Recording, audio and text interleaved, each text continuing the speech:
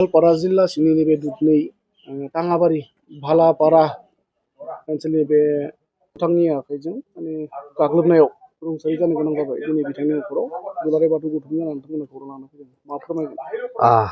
गिबियावनो बर'नि news portal नायगिरि बयनिसिमबो खुलुमनायखौ जासिहरग्रोदों। दिनै जोबोरै दुखुनांथावना जा रिमय खाख्लारि बिथांनि अबथिरा होननानै बुंनांगोन। बे बैसोआव मालायनि आखाइजों जे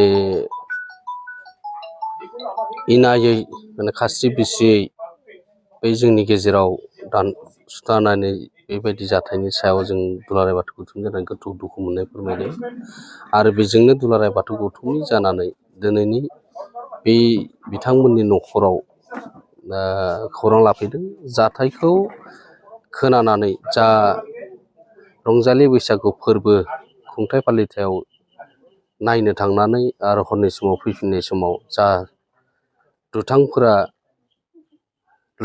माने लांखारनानै जा रेप खालामनाय बे जाथायनि सायाव जोङो खोनानो मोनबाय ससियेल मिडियानि गेजेरजों। आरो बे जाथायनि सायावनो साननैनि अखानायै जा खौरां लानो थांबाय फ्राय 5 खालार बे जाथाया जादोंमोन खेबसे। आरो बेनि उनाव बिथांमोना खौरां लानो थांनाय बा रिमय खाख्लारि बिथाङाबो दङमोन।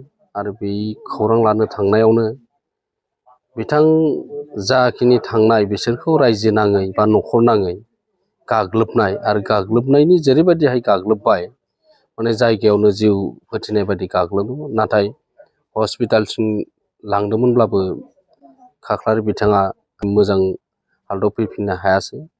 आरो जाय बिथांमोना जेरैबायदिहाय गाग्लोबनानै माबा खालामदों जोंनि जि जायगा बा ओनसोलाव थानाय, दा बिथांमोनखौ जों खोनानो मोन्दों पुलिसा लांदों।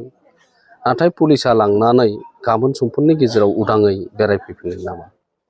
दा बेनिखायनो जों आसाम सरकारखौ जों खावलायदों दुलाराय बाथौ गौथुमनि जानानै जेरैबायदिहाय फास्ट ट्रेकनि गेजेरजों जा आयेननि बेबस्था दं बेबायदि सास्ति मोननांगौ।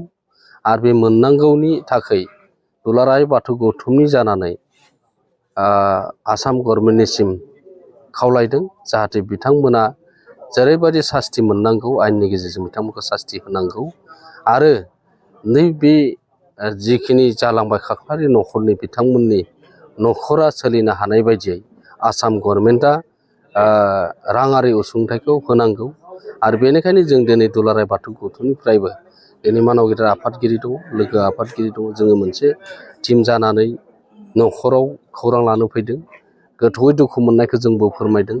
मानो होनोब्ला जोंनि हायावनो जों इनाय जुदि खालामजाबाय थायोब्ला जों दिनै सरकारि भाबे प्रशासनिक भाबे जों रैखाथि मोननो हादोंना हायाखै, बेफोरबो जोंनि गेजेराव गोबां सोंलु जायो। आरो बेफोर सोंलु जाबाय थायाजासे जाहाथे जोंनि जनगोष्ठीफोरखौ मोजाङै नोजोर होयो, जाहाथे उननि समफोराव बेफोरबायदि जाया। जों आसाम गभर्नमेन्टखौबो जों खावलायदों जाहाथे उननि समाव जोङो मोजां रैखाथिफोरखौ मोननो हायो। गवालपारा ओनसोलखौ लानानै जियानो जा साहित्य सभा, एबसु आरो धोरोमारि आफाद, हारिमु आफाद आरो आइजो अनसाय आफाद बे ओनसोलनि गासै जों सावरायनायनि गोनांथि दं होननानै सानदों। आरो मानो नङाब्ला जोङो खैफोद फैब्लाल'सो जोङो खौसे जायो। जों हायार सेकेन्डारि उथ्रिनाय फरायसाफोरनि थाखाय गोजोनथाव खौरां। BA सेथि सेमिस्टारनि थाखाय गबिन्द बसुमतारी कलेजाव मुं थिसननाया सोलिगासिनो। गिबि मुं थिसननाय 100 फरायसाफोरनि थाखाय स्पेशल अफार आरो गुबुन गुबुन रोखोमनि बेसेन नाङै क्लासनि खाबु होनानै मुं थिसननायनि हाबाफारिया गबिन्द बसुमतारी कलेजाव सोलिगासिनो। फरायसाफ्रा गावनि गोसो बायदि साबजेक्टफोरखौ सायख'नानै लानो हागोन। लोगोसे basic computer class, self defence, spoken English class बायदि खाबुफोरखौ फरायसाफ्रा बेसेन नाङाजासे लानो हागोन। बे कलेजाव गासैबो फरायसाफोरनि थाखाय फ्रि बासनि सार्भिसनि राहा आरो बिजाब बाख्रिनिबो राहा दं। आरो बे खेबनिफ्राय भिउ सेन्टार अदेबानि एग्जाम सेन्टार महरै फरायसाफ्रा गबिन्द बसुमतारी कलेजावनो आनजाद होनो हागोन। गबिन्द बसुमतारी कलेजाव एसेल' बेसेनावनो मुं थिसननानै कलेजनि राहानि खाबुफोरखौ लानो हागोन। रोखायै मिथिनो थाखाय फारियै होनाय जानबुं नाम्बाराव कन्टेक्ट खालामनो हागोन।